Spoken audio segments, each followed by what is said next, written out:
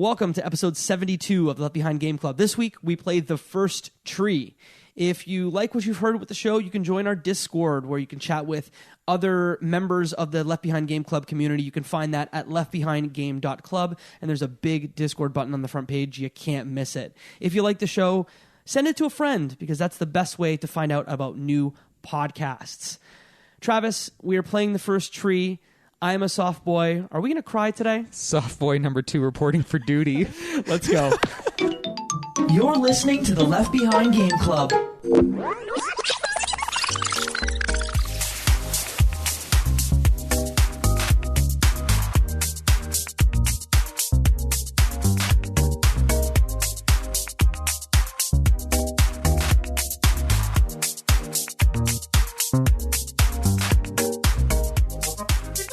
Welcome to the Left Behind Game Club, our never-ending attempt to make sure that no game is left behind. I'm your host, Jacob McCourt, and today I have one friend with me. You know him, you love him. His name is Travis Colenutt. Oh, hi. Oh, hi. If you follow us on social media at Left Behind Club on Twitter, you may have noticed that Mo is actually supposed to be on the show as well. He is not. There is a reason that we will share with you later in this show. Ooh. It will add color to the show. This week we are playing a game called The First Tree. It was released in 2017, developed and published by David Wehle, with help from Do Games for the console iterations. It is literally available on everything: PS4, Switch, Xbox One, on PC, and may be on mobile at some point. But Travis, what is The First Tree? Oh my gosh, you just made the most deer in the headlight face. No, it's not good. fox in the headlight. It is a very small, 2-hour game where it's very light exploration. Mm-hmm. You're a fox, and it's pretty much it's pretty much said it's not a fox simulator, but you're a fox and you kind of just walk around, you explore a little bit, and it tells a story at the same time that kind of deals with stuff that we'll get into. But it's very, very, very light. There's no enemies, there's nothing. It's just light exploration. Is it fair to say that this game kind of comes from the Gone Home mold? As much as I hate to go back to that same game, but I don't think this game would exist without Gone Home. Yeah, probably. Yeah. So it's late exploration. Yeah. There's a story. Yeah. And nice music, nice visuals. It's just, you know what I mean? It's just a very, as simple of a game as you can possibly get. Yes. Yeah. So one thing that I think you'll agree with here is most of the value of this game comes from the actual story itself. Yeah, I would say so. So I would say if you are interested in playing this game, do not stop listening right now. Yeah. Because we are going to spoil territory. Yeah, we are going to spoil the entire game. Yeah, because it's 2 hours. It's 2 hours long. So if you're interested, you can pick this game up for between $9 and $12. Yeah, something like that. Or you can, as much as I hate to say this, you can watch it on YouTube as well. This is also true. But support the game dev. Go grab his game if you're interested. But we are going to spoil the entire game starting now. Yeah, see you in 2 hours. Hit pause and here we go. So the game starts out, and like you said, you play as a mama fox. Yeah. And it's a third-person exploration game where you play as this fox who is searching for her fox cubs, right? Yes, exactly. And it you kind of wake up and your mother fox that, your little cubs are gone. Mm-hmm. And at the same time, a narration starts from a man named Joseph. And he wakes up from a bad dream. Mm-hmm. And he kind of startles his wife, and he kind of wakes up and he starts telling her about the dream that he's having about a fox looking for her cubs and whatnot, right? So essentially, the game is you are playing his dream out as he's describing it. The interesting thing with this dream is that he... as you're playing the game, so it mechanically it's very, very simple. You're a fox. You can run. Mm-hmm. You can zoom the camera in and out. And you can do a super, super janky double jump. Yeah, which I was I started to jump once, and the game actually provides very little instruction. Yeah. There are these really nice kind of art pieces that show up on screen that are hey, this is how you jump. There's no writing about specific instructions, nothing. But it's just hey, jumping, you can jump twice. A button. Yeah. But that double jump did look very weird. So janky. I think it's this very weird jump up, and then you're kind of T-posing, but not really. It's like a very flat, like you just kind of hop, and it's used to just kind of get from place to place. You're pretty much exploring this vast, like mountain foresty range. Yes. And as you're exploring, you can come across little spots that you can dig, and every time you dig something up, it kind of starts another narration from Joseph telling his wife Rachel about the aspects of his dream, but then it also starts getting into his story and kind of dealing with why he's feeling the feelings that he's feeling. Yeah. So. And how did you play the game? Because I played it on Switch. Yep. Oh, my child, the Switch. Yes. My little baby. My baby. I actually own this one on PC, and I know I did the thing. You have it. I think I got it in a Humble Bundle. Oh, okay. And my Mac is a 15 Mac, and it's like actually starting to not doesn't run have well. 2 hours worth of power. No, it just like I didn't know if it would run the game really well. Oh, okay, yeah. But so I played it on Switch as well. It was like $12.50 on Switch. Super cheap. Did you know much about this game before? Nothing. I had absolutely no idea. Okay. Yeah. And I think how I found this one is often on websites. I think there's a list on Vulture. There's a list on Polygon where it's like cool, really fun games that are under 5 hours. Okay. If you want to like play a game in 1 or 2 sittings, right. And this one was on one of the lists. So, and I owned it, so I think, hey, why don't we try this game? Right. So you were saying that you learn how to jump. You have narration about what's actually happening. Yep. And you start piecing things together through the things that you're digging up. Exactly. And you start learning about this man, right. Joseph, dealing with issues with his father. Exactly. Yeah. So kind of when the game starts, you kind of wake up, you keep going as the fox, and you come across like your first child, like your first fox cub. The first fox cub. It's dead. Yeah. Which super sad, oh, look, there's a sad. But it happens so fast. Yes. The first, you find one immediately and you're like, oh my gosh, it's dead. And then you have like a little prompt that you can, kind of like lay down and, mourn the loss of one of your fox cubs. Yeah. And then but then the narration tells you like she has to keep going because she still has 2 more out there. So you have to try to find them. Right. Mm-hmm. And then the game kind of it becomes more of an actual game in that you can essentially you explore, looking around for these little dirt piles that you can dig up, and then each of those little dirt piles will kind of unearth some sort of piece from Joseph's past. Yes. And he kind of talks about his childhood with his father, and it keeps going from there. You can also collect little light stars, like little stars of light that are scattered around the environment. Just have a very unique thing to them. Yep, that I'm sure we'll talk about later. Yeah, and then you can, it's pretty much just like light platforming and light exploration. You're kind of just walking around, bouncing from like rock to rock and picking up these lights, and you're not entirely sure what the purpose is of the lights yet. And then you just keep going, and it kind of just moves like that and flows the story forward. Yeah, and so I think it's fair to say that when you start digging up these piles of dirt, which uncover these items that represent memories from your childhood, they start as being very not ambiguous, but they're not as clear and as definite. But as you go through the game and explore these, I think there's 3 open environments in the game. Yes, 3 or 4 maybe. Yeah. Or, one maybe continues. I want to say the first thing that you unearth is like a little wooden toy train, I think, and he pretty much Joseph starts talking about how his father loved to carve things and made him toys and whatnot. But then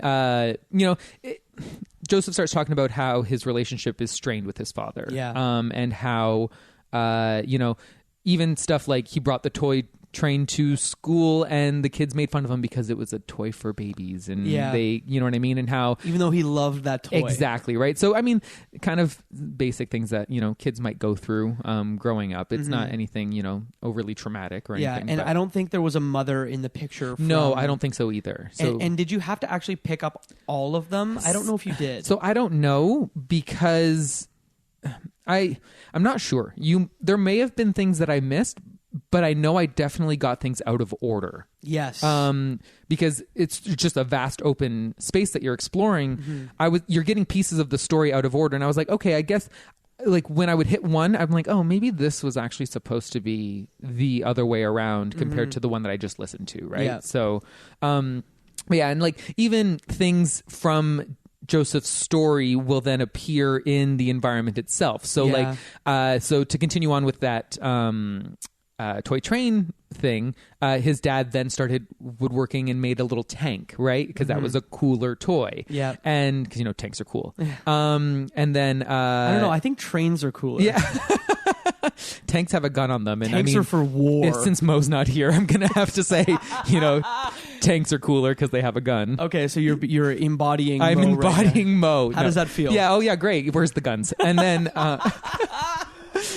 So then there'll be a tank in the environment, right? So it's kind of it is very much just like a dreamscape almost, in that there's random items from his schoolyard, or like here's an American flag, or you know what I mean, like there's random things kind of scattered around the thing, and I'm like, there's a lot of litter, but it's not really, it's a dreamscape. Yeah, so. Exactly. Was there a story that really kind of stuck with you? Because I think when I remember, because you had said there are these environments and they're distinct environments. So like in the first environment, you collect maybe 3 or 4 story pieces. Yes. And then the story, or rather the camera kind of fades to black. Yes. And then you're in another environment where there's spawn somewhere else. Exactly, where there's other things for you to uncover. Like the first one is like a snowy mountain kind of range, and then the second one is like a grassland kind of thing. And the first section is very much like his young childhood, and then the second one is his more teenage years. Yeah. And how his relationship with his father gets more and more strained, right? So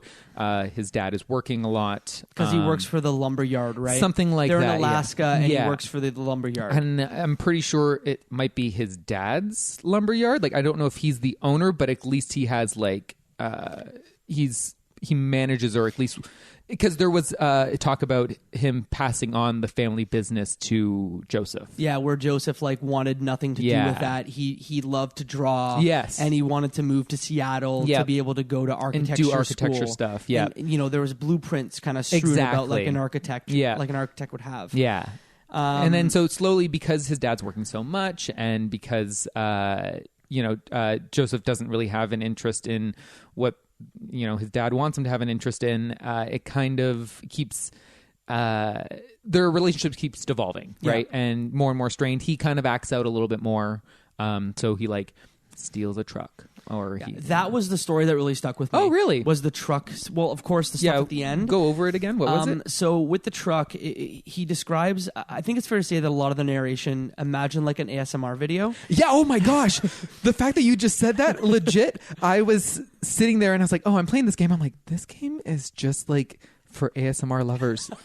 Because Joseph and Rachel are very Rachel is his wife, and she'll respond back to. They're just talking really calmly, really calmly. The situation. This is the second podcast I've been on where we've talked about ASMR. I think it's a theme. Yeah. Do you actually watch ASMR? No, I don't at all. But when I was listening to him tell his stories and stuff, I was like, oh, then my father woke up and blah blah blah blah blah blah blah. There's a train. Yeah. Oh wow. Trains at the same time as I got quiet. Right? Trains are better. Yeah. But yeah, it's very it's almost like they sat in a studio across from each other. Right. As someone who has experienced this much voice narration, or vocal coaching in my life. And when you say this much, Jacob is putting his fingers together, very, very, very small. Yeah, obviously not enough vocal coaching because I didn't know to narrate what I'm doing in the microphone. But it almost sounded like they were sitting cross-legged, kind of next to each other, and they were having a very calm, quiet, intimate conversation. Exactly. About, when I was a kid, I stole my dad's car. It was yellow and purple. Yes. And it was like a station wagon, and we went around and we were hitting mailboxes. Yeah, and then Rachel's like, oh, honey. Blah, blah, blah, yeah. And there were mailboxes kind of strewn out in the environment if you look for them. Yep. But he just talked about how his father had said, I think he only said 2 words when he picked him up from the police station because obviously they got arrested. He's just do better. Yeah, or make it right. Make it right. Because he ended up, I think they were arguing in the car, and then he took out his dad's bluegrass cassette from the thing and threw it out the window. Yeah. And his dad just stopped the car. Made him go get it. It just said make this right. Yeah. And then David, why am I saying, the guy's name is David, and Joseph. I'm assuming it's a author stand-in story. Yeah. I don't know for sure, but I don't know. Yeah, but the developer's in Utah. So okay. Oh, so maybe not. But I mean, you could still imply some stuff. But either way, he goes to go get the thing, he has to like look for half an hour in the woods to try to find this cassette tape, right? And then you see the cassette tape. It's one of the items you like unearth when you're kind of getting that narration as the fox, right? So at that point, we've talked about how like in the first area it's snowy and you're a kid. In the second overworld, it's grassy and you're a teenager. Right. And all the stories are about like how your relationship with your father's falling apart and how you're just growing apart. Yep. And then there's like more mechanics too in that second section. They kind of open up a second, like a new thing. They have like these little 3 butterflies that you can kind of touch, and then you get like a super jump to go with your janky double jump, and it kind of like lifts you up. So like there's little very, very, very light puzzling. So I think it's fair to say that if you're coming to this game for a mechanically sound and mechanically interesting game, this is probably not the one that you should come to. This is like easy peas. It's kind of and like I think that what you'll hear is that, at least from and I don't want to like totally show my hand. No, go for it. But I think that this game is worth it from a story perspective. Right. That like, sure, the mechanics are basic and sure that it's mechanically problematic, but I think that the story makes it more worthwhile that you can just deal with the mechanically problematic things. Yeah, that's the thing. You have to go into it knowing that like, this isn't, I'm not playing this for like the mechanics of the thing, right? It's like that butterfly super jump, real bad. Really bad. At one point, you actually, to advance, this whole game is a giant metaphor. In every respect. But like not even like subtle metaphor. Legit, you have to keep going, but what was I going to say? Well, you have to go over a mountain wall by collecting the 3, so there's 3 different sections of butterflies, and if you get all 3, then you get enough air boost to go over the wall. And legit, once you get the 3 butterflies, Joseph starts saying like, it was like I was hitting this wall that I just couldn't climb over, and I'm like, oh, this is beating me over the head with it a little bit, but that's okay. It's like anyone who's lived in a small town, right? Like he very much talks about like, I needed to get out, right? Like no one ever leaves. I want to do architecture. Right. I want to be in and the lower 48. Do this here, We're Canadian, but when he said the lower 48, I'm like, oh, he wants to be in a real state, right? Not that Alaska's not a real state. Here we go. Disparaged all of Alaska, all gone. But like the lower 48, exactly, where all the regular states are, and right on the nose, it's like, I have to jump over this by collecting 3 super jump like butterfly tokens, things, and that's when the story kind of advances even further, into adulthood. Exactly. And I think the argument that, so you were saying about the story about the car, and that was the story that resonated with you. The one that kind of like not resonated with me, but just like hit me harder was, so I don't even know if it's at this point, but it's into his adulthood. His dad is working even more, blah, blah, blah. Their relationship starts to kind of get a little bit better. They kind of, start interacting a little bit more. They go into the camping and stuff like that, right? So, and everything starts to get a little bit better. Oh, actually, you know what? The story I'm thinking of is a little bit later, so I'll save it. But they start going camping a little bit more. They are interacting better. He's kind of opening up to his dad about his architecture and his drawings and stuff like that, and what he'd like to do. And they were collaborating because he had this huge parcel of land that wasn't actually charted anywhere. So like they would go out and camp and explore this vast area of land that the father had, and just he would draw it as they went. Right. So he understood what was on the land. I think I got confused around that part because I think I was hitting story beats at different times by accident, like just because it is so open and you don't have very clear direction as to where you should go next. And I kind of think I would have wished if the like little starlights that you collect that randomly just start accumulating, they're like coins. Yeah, they're pretty much just coins, but like I kind of wish they would have maybe directed me in a certain direction so I got the story in the correct order. Yeah, because you can, like you said, get it out of order. Yeah. And I actually I don't say I got lost, but like I was playing it on handheld mode in a really like sunny area. Oh, okay. And like some of the areas are very dark. Yeah. And so I really struggled with where I was going. Right. But I found that, again, this is a giant metaphor, so it's a matter of like, you have to get better. Right. And in order to get better, you have to explore yourself, and sometimes exploring yourself, you run in circles. Right. Exactly. Yeah. And Metaphor then, zone. Yeah. And then, so you, once again, you're still unearthing things, talking about, they're kind of building their relationship up.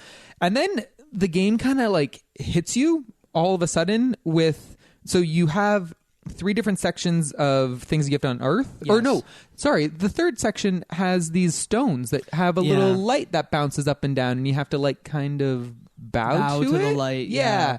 It's kind of it's hard to explain. Yeah. You're pretty much like there's 3 white stones scattered amongst this area, and it's kind of got like a little peeping light ball that kind of keeps bouncing up and down. And when you get to it, you just have to bow at the right time that the light goes down. Oh, I just mashed the button. Oh, really? Yeah, no, I didn't realize what I was doing. I think you had to like go up and then down with the light. Your and then, fox is bowing, essentially. Exactly. Yeah. And then that opens up a blocked, vined area. Mm-hmm. And when you get past that section, all of a sudden you see another Fox cub. Baby fox cub. And then in the distance you see like a wolf. A wolf. Yeah. And then Joseph says, the perpetrator's just standing there. My dad is dead. I can't do this anymore. I'm going back to bed, blah, blah, blah. Mm-hmm. And I was just like, what did I just miss? Like, was there an accident? Like I'm thinking I missed something, but no. Or was there any build up to that? No. And I to this point, I still don't know what took his father. Right. Me because neither. I don't know if that's important. It's probably not important. Yeah. But like, I think because it was so jarring to me, I thought like, oh my gosh, I must have missed a story part in this giant section. Okay, never mind then. Because I was sitting here thinking like, oh my gosh, the dad is dead. Yeah. Like, and I figured like, yeah, his relationship is strained, but he wasn't speaking about him too often in the past tense as if like he couldn't interact with him again. Right. Like, it's that his relationship was strained, but not that his dad was dead. Right. So then he kind of he's like, I'm done. There's only at the same time there's only one wolf cub left, and you can try to follow the wolf, but you don't really get anywhere. And is this where you see the first tree for the first time, or is that later? I think that's because there's still that starry night area first, and then you get to the first tree's at the very, very end. Okay, so after this wolf kind of disappears, it fades to black again. Yes, and you enter the third area, which is like a starry, water-filled, kind of beautiful environment. Because it's fair to say, and Mo actually was the one that shared this with us, but the actual game itself was built using a basic Unity asset pack. Okay. Except for this one, I think. Okay. Like this one, it seemed fairly like cool, and it's like a starry night, there's water, and and there's nothing, and it's like open horizons all the way around. It's dark, and this is where the game kind of like slightly changes up its mechanics once again. So it's nice that there's different mechanics for every little section, but this is where Rachel takes over a little bit in terms of trying to get Joseph to kind of move past his issues a little bit, right? He gets really upset because his dad is dead, and he's, I'm going back to bed. I don't want to talk about this anymore.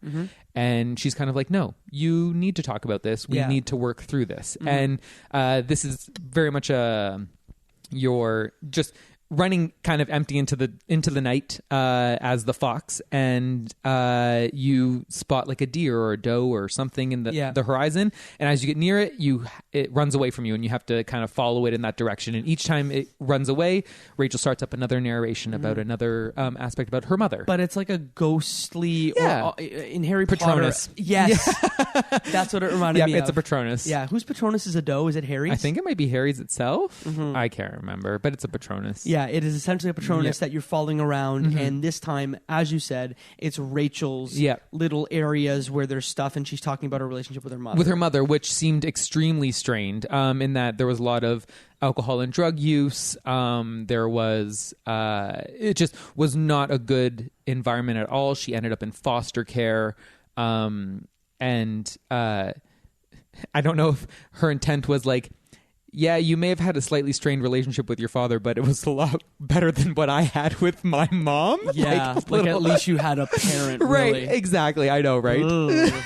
Thanks, Rachel. Yeah, thanks. And then, so then it kind of helps bring Joseph out of this little funk that he's in. Yeah. Right? And is that kind of when, after you've explored Rachel's past? There's one last section of like just some basic platforming and exploration. Mm-hmm. And that's a downhill. Yeah, it's a very fast-paced downhill kind of. You are missing things and you can't get back uphill because it reminded me a lot of Journey. Yes. How in Journey, like you're sliding down the sand. A lot of this game in general reminded me of Journey because it's very much just visually looks great. Yep. But also like calming music. You're collecting light orbs, which is also very Journey-like. And then, in Journey, you don't collect light orbs, but it's like there's a scarf mechanic. Yeah, but there is light orbs, is there not? There's some sort of, because you collect orbs that then expand your scarf. You're right. Yeah. But they're less frequent than these ones. You know what? The best thing that they can do is just go back and listen to the Journey episode I was on. Nice plug. There you go. You're learning from the best. That's right. It reminded me a lot of Journey in that sense, but Journey was very metaphorical in that like there's no narration. Yeah. You're just kind of going with what's on screen. This is kind of, we're telling you how you're supposed to feel and what you're supposed to be doing. It is a real perfect hybrid between Journey and Gone Home. Yeah. Because there's a little bit of environmental storytelling, but a lot of it's just about the journey. It is almost like they took both of those games and put them together. Right. And like an ABZû. Did you play ABZû? No. What is that? ABZû. Abu? No. ABZû. ABZû. Yes. What is this? It is very similar. It's like Underwater Journey. Okay. And it's actually got the same musician, Austin Wintory, as Journey. Oh. So if you got the feels from Journey, you might get the feels from ABZû. I hated the underwater parts of Journey, though. Maybe it's a game we play on the podcast Oh, in the future. here we go. I'm just signing you up now for 2020. Oh, here we go. But yeah, it's a perfect hybrid of those games because it's about environmental storytelling, but it's also just about like the journey of like, there's two characters and there's the journey, and then there's also the journey of the fox, which is less important, but like a big metaphor for what they're tragedy. going through. Yeah. In that last section, so there's one final area after, as you're leading up to the first tree. So the part of the story that I actually got angry about was so his relationship with his father got way worse. It may have gotten better, but then it got way worse, and where they were completely distant and apart from each other. They would talk on the phone, and they'd talk about like, nothing. I forget what it was. What movies they're watching. What movies they watch, right? Yeah. And it deteriorated that badly. And the main reason for this is because his father wanted to not work as much, wanted to eventually give his family business over to Joseph. However, recently there was an accident involving a forklift at the lumberyard, and what ended up happening is a man died. So someone that worked for him died, and this is what made me the most mad, is that as part of the rationale to tell Joseph to take on the family business was that if you don't do this, then all of the work I've put in and that man's life would have been for nothing. And I just thought to myself, I'm like, that's a move, because that's so bad. You don't put that on your son. Yeah. You know what I mean? It's not your son's fault that this man died. It's your fault. Yeah. You know what I mean? Sorry. And it might have been an accident. Who knows? Right. But it's not your son's fault. And I was like, yeah, Joseph is completely in the right in this, because you can't put that on him. Yeah. Like, don't put that on me. I didn't do this. Like, and I have my own aspirations. I want to do what I want to do. Yeah. You can't put that on me. My dad owned a business forever. Yeah. And my brother was like super into music when he was young, so he obviously knew what he was going to do. But for a long time, it was like, so are you going to take over the family business, Jacob? And I kind of, even though I went into business, I knew that the industry he was in was not what I wanted to do. Yeah, exactly. So I told him, like, at I think 17 or 18, I like really shut it down and said, like, Dad, I don't want to do this. This isn't for me. And he never would have put that on me at all. Exactly, right? Because I have a good father, and that is a bad father. Exactly, right? Like, I'm like, this is... Call me a villain for calling it out. But no, like, but I it's think true, he's though. A bad dude. That's the thing. It's like, you don't put that on your child. You made the decision to work this hard. You can't then say, you don't want to take over my business. Well, I did all of this for you. I never asked for it. Yeah. Like, I'm a child. I have my own aspirations. You know what I mean? Aren't staying in Alaska. Exactly, right? So like I sympathize with Joseph in that instance, and where I was like, oh boy, like no wonder their relationship is strained to the point where they barely talk anymore, because that could be something that breaks it. Yep. Right. So that is almost like a venomous conversation that poisons the well forever. Exactly. Right. So, and their relationship never got better before his father ended up dying. Yeah. And what I appreciate is, although you said this story kind of hits you over the head with some stuff, what I appreciate about stories is when they don't tell you everything. Yeah. And the one thing they didn't share, from at least my playthrough, is they didn't share how he died. Yeah. Because I don't think it's actually important to the story at all. All that you know is that he is dead. And that it was sudden from the sound of it. From the sounds of it, there was no it was definitely a sudden thing. Because I don't think I think there's a lot of regret of not trying to rebuild that relationship with his father sooner when he had the chance. Yeah. Right? So. Is this game kind of has two ending sequences, if you will, I think? Yep. Is this kind of where we kind of back into the first one? Yeah, for sure. Okay. This is when the first tree comes in, right? Yes. And is it foreshadowed before that this first tree is called the first tree because it's the first tree that they carved, that Joseph carved something into? Is it? I don't know. I'm not sure. I didn't totally know that part of it, but I'm sure. I don't know if it was earlier in the story or there. Joseph had said, they went out in the woods, and one of the items that you find in the first area is a knife. And I don't know if it's there or at the end, but Joseph kind of says, yeah, me and my dad, he took me in the forest one time and he taught me how to carve into a tree. Right. And so, I think the whole metaphor for this game is like the first tree represents like innocence. Yep. And how finding it is you trying to get back to a time of innocence. Right. But knowing that, I'll set up the end of essentially this wolf is there. The third fox cub is kind of there, also dead. So all of her babies are dead. Yeah. So to me, it's like you come up on this first tree that represents your childhood, that represents the relationship that you had with your father. Yep. That's supposed to be all good, but this antagonist, this wolf, this shadowy wolf that you've been following around, kills your third. Yeah. I don't know if I'm explaining it well, but explains kills your third fox cub in front of you, kind of in front of the first tree. Exactly. So to me, it's like your innocence is dead. Yep. Your father is dead, and you're just gonna have to, like, as a mother of 3 now dead fox cubs, you're gonna have to, as sad as it is, find a way to move on. Exactly. And that's the thing, that the fox has to move on and Joseph has to move on at the same time. So as like the final sequence, as the fox is, you are, your head is down, you are just walking all the way up to the base of the first tree. And then an interesting thing that I didn't think was going to happen was, you a message comes up on the screen once you reach the edge of the first tree. It really breaks like the how can I say this? It like almost breaks the not the narration, but it I see what you're saying. It kind of breaks the fourth wall a little bit. Yes, because it's like in your in-game menu. Exactly. So it says you've reached the first tree, you have a chance to give a message to your children. What is the last things that you would like to say? Yeah, so it to says your children. The first tree awakens and gently asks if there's one last message the fox wants to tell her children. Mm-hmm. She replies back and says, and I don't know about you, but I was bawling my eyes out when this happened. No, I wasn't crying. But. I couldn't believe this, right? And that's when the stars come into it as effect. well. Exactly. So the amount of stars that you get throughout the entire playthrough of the game is the number of characters you get to use in your final message, which is kind of nuts to me. That you're playing this like 2-hour experience, all for the ability to share one last message. Like, I'm tearing up talking about it. That like. It is incredibly powerful. Right, yeah. So like my mouth was agape. Yeah, I you know what? I did not expect that at all.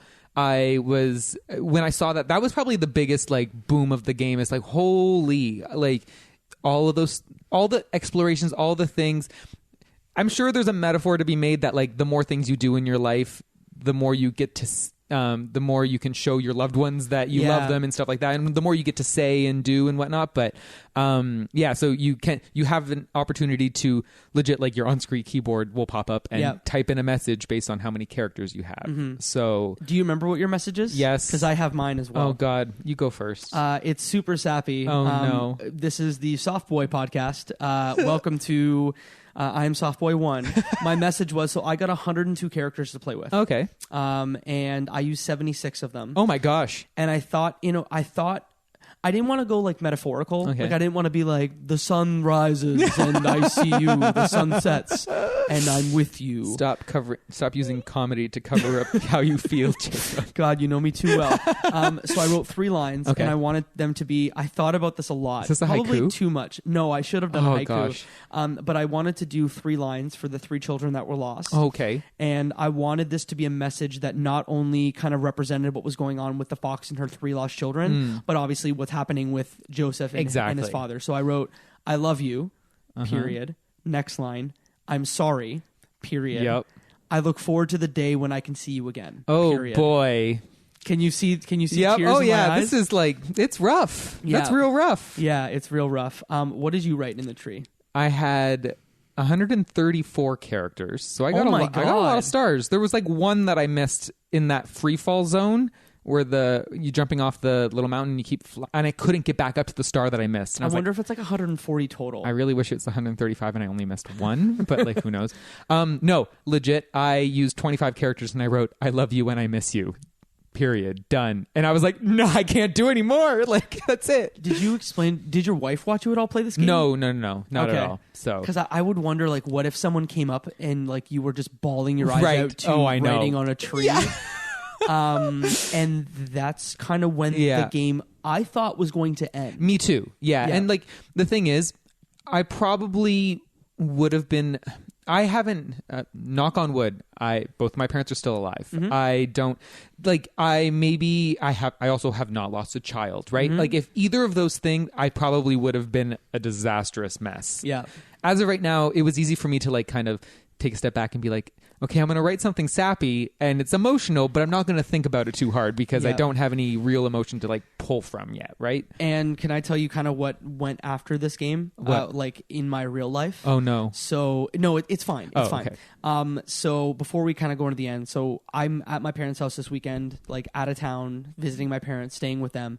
My mom is out of town and my dad is here by himself. Oh, no. So my dad is like decorating the house for Christmas around me as I'm playing this game on the couch with headphones on. Right. And so I finish the game and I interact with my father now. I just interact with my father and like wonder like, do you spend enough time interacting with your father? Right. But also like I hugged my dad before I left. Right. And then the craziest part, which I think made me cry even more at the wedding, and I didn't tell my girlfriend this, but the wedding we went to, both of the people getting married had lost their fathers. Oh, no. And at the actual church, I'm like shivering talking about this. At the church, there was a monument set up for both fathers that have been lost. Oh, gosh. So, like, talk about choosing the best or worst time to ever play the first tree. Oh, my God. All the feels. All the feels. All of them. So that was my experience playing. That's nuts. Yeah. Yeah. And, so hug your dad. I think, well, that's the thing. It's like, it kind of makes you think like, maybe I shouldn't be playing this 2-hour game and I should go be doing something with my dad. Yeah. Play this game. Yeah. But then the end of the game is something entirely different. Yeah. Really kind of surprised me. So you wake up as Joseph. Yep. 6 months later, you get a title screen that says 6 months later, and you wake up as Joseph, and it's the middle of the night, and it's like, it's first person. You can look around. You can open doors. You can see Rachel is laying in bed. If you look at yourself in a reflection, you have no reflection, so you must be a vampire.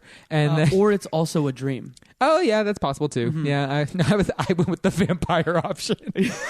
I was thinking it's one of two things: either they're really high on ayahuasca, and they're just having like a real moment, or this is a dream as well. Right, that's true. And so you can kind of explore their house. You can see that like. They back in Alaska. I think they moved back into the father's place. Exactly. Like, and I mean, And they have a child. They have a child. Which is something we haven't talked about Right, at all. at all. That he's trying to get over this because I think Rachel is pregnant. Right, and she can't. Yes, and because he says he'll never be able to hold a grandchild. He said that about his father at one point, right? So so they have a child. They're in this. They're in the house. It's got to be the father's house. Yep. Just by the sheer amount of junk. Like, who needs like 3 stacks of tires in their backyard? But also it looked like Alaska. Exactly. There was a lot of trees around. Right. So you kind of can just lightly explore. You're walking around, opening up doors, like taking a look around and seeing stuff. And as you get out of you can leave the house, and you can go towards the back of your property, and there's like a tent. And you can go into the tent and you see that he's got like some drawing supplies and stuff like that. So he must like just hang out in the tent sometimes and do whatever. And then suddenly the camera pans and you see the glowing Patronus of the fox you played during the entire game. Yeah. And then he's like, what the heck is that? And so then you get up and then you have the ability. Did you know you could run? Yes. Okay. As a human, you could run. Yeah. I didn't know that at first. I was just walking at the regular pace and I was like, I got to be able to move faster. So I pressed the button to turn on running. The run button. Yeah. The turn on the run button. And you pretty much like run after and the music is swelling. Yeah, exactly. So once again, very journey-like. The like final like rush at the end, very so like good. High, like very like emotionally powerful music, and you eventually make your way up to the first tree again, but this time as Joseph. The fox leads you there. Then how's it end? The coolest part of this entire game, I think, is something that there's not much information about. Yeah. But I think what's happening is every time someone writes a message, Yep. The creator or someone is aggregating all of these messages into a database, and you get someone else's message in your game on the tree, which represents the thing that you carved into a tree the first time when you were with your dad. Exactly. So how crazy is that? That's nuts. I know. So like the thing is, you can see there's something from the distance written on the tree. You kind of keep walking up to it.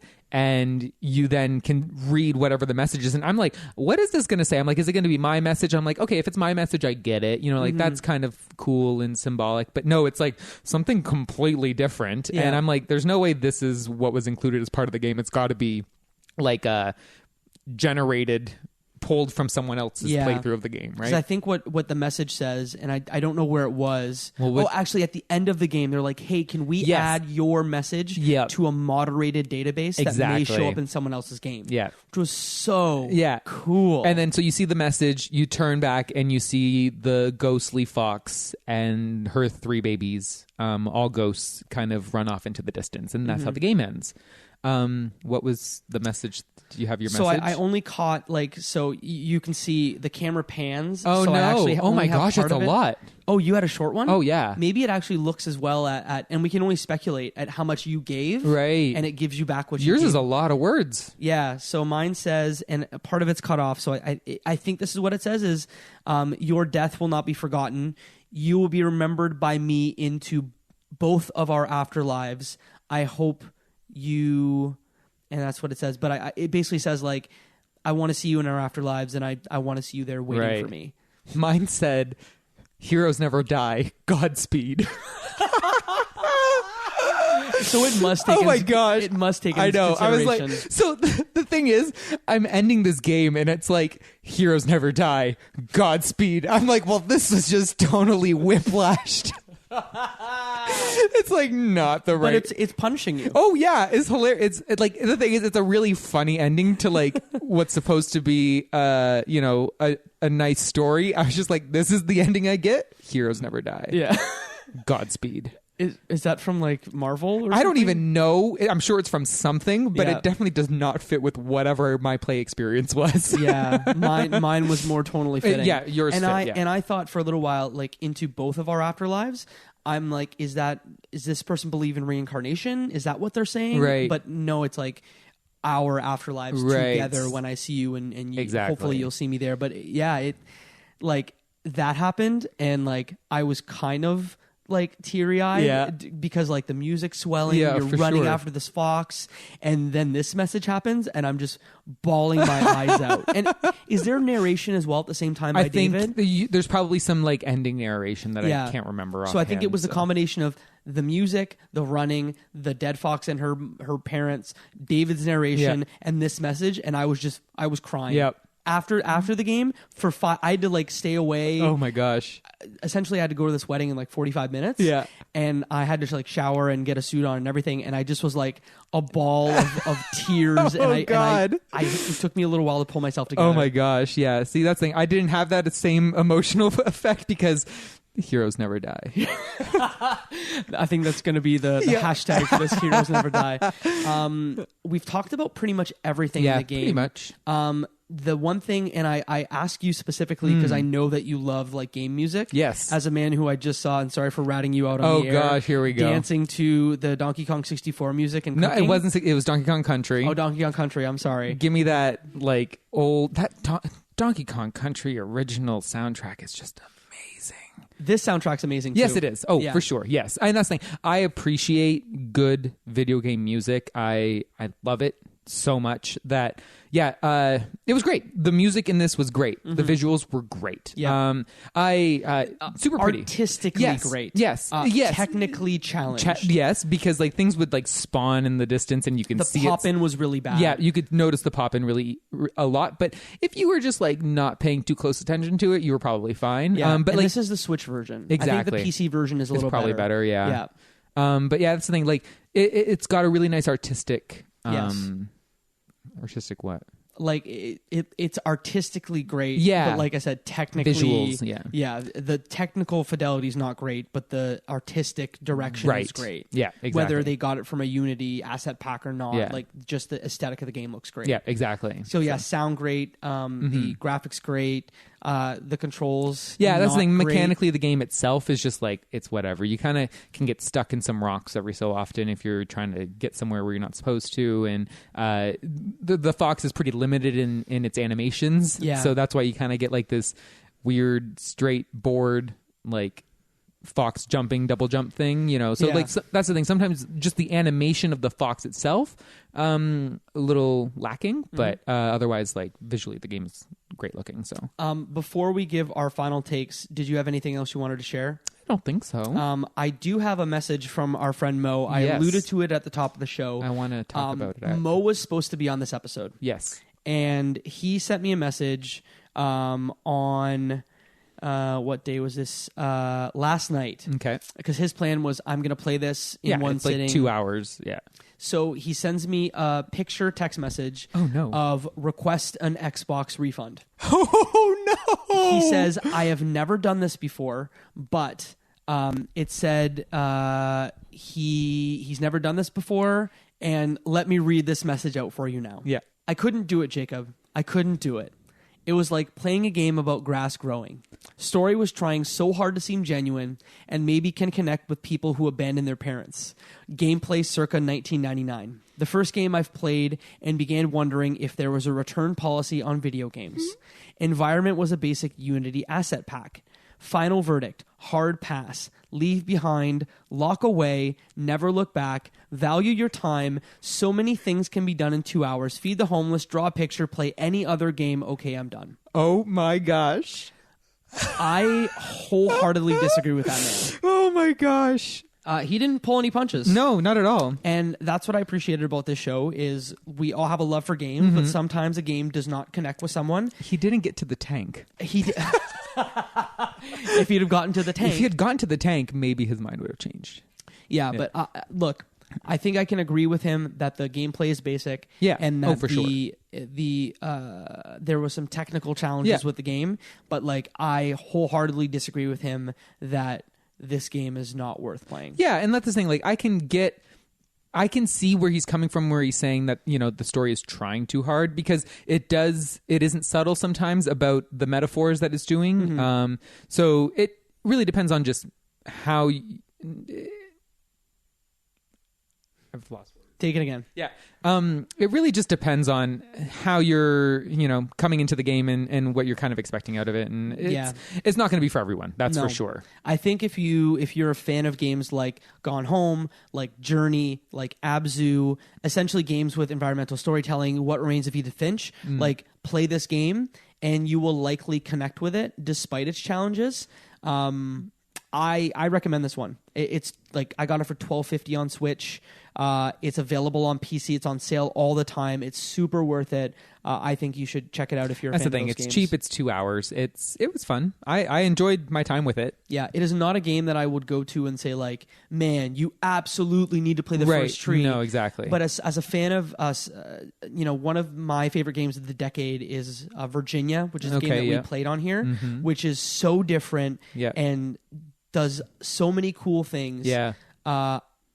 I wouldn't say this game is like one that I'd pull out and say game of the decade. Right, exactly. But like it's definitely a cool game. It's in that same vein of those kinds of games, right? Yeah. So Gone Home, ABZû, Journey. If you're looking for more of that, go for that. Any final thoughts on this one? No, I like I said, I enjoyed it. Visually, it's great. Mechanically, it's lacking, but story was great. I enjoyed the story a lot. And there was times where I was just like, wow, that certain things surprised me with like the lights as the characters of your message and just oddball things. But yeah, so generally speaking, I liked it. Yeah, and if someone has a line to David Wehle, I just want to know how those messages are surfaced in those games. I need to know. Yeah, I have to know.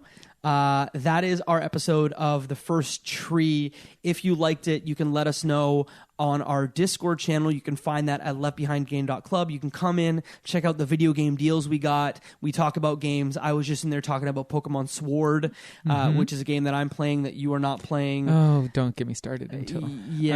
I want to, but I don't know if I have time yet. It's all good. Yeah. And also, if you like this podcast, you can do us one of two favors. You can either tell a friend about it because, recommendations from friends are the number one way that you can find out about new podcasts. And then if you don't want to tell anybody about the show, give us a review on whatever platform that you're checking us out on, whether it's Apple Podcasts, Google Podcasts, Stitcher, or any others. Travis, if people want to find you on the internet, where can they do it? I'm on the Twitter at Travis Colenutt. So hashtag X spoilers. Yeah, that's right. What's the big thing in X-Men that you want to talk Here about? we go. One thing in X-Men that people should check out. Read House of X and Powers of X. Or Powers of 10, pardon me. It's a 10. It's not an X. Okay. Is that a series? It's a miniseries that's relaunching the entire thing. Okay. I'm obsessed. How many episodes? How many issues are out?